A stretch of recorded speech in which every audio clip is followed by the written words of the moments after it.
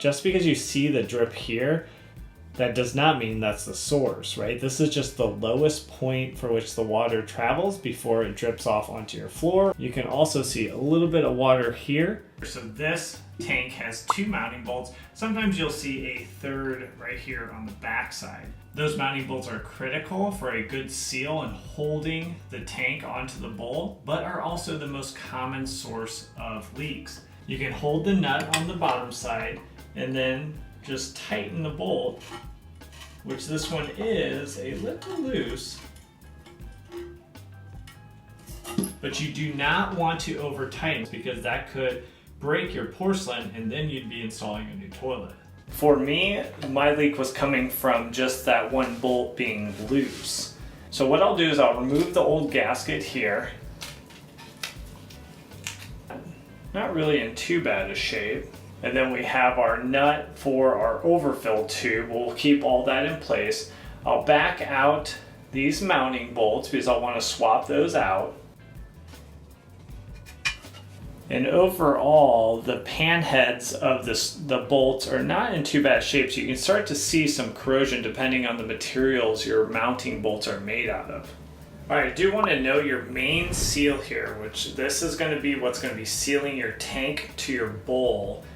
This universally should fit the vast majority of tanks. So for the mounting bolts from the top sides, because these are pan head, right, they have a large surface area, you do not need washers. So just put the gaskets all the way up to the pan head for both of these.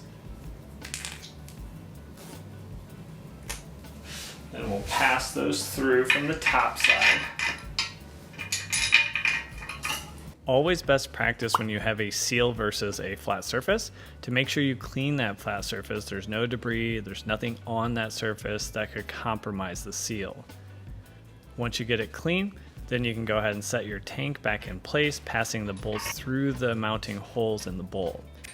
Then you'll do the gasket first, flat washer, then the thick nut, and you'll tighten it back and forth, moving from left to right, making sure you're not tightening only one side and then moving on to the other. That will create issues and will promote a leak later on.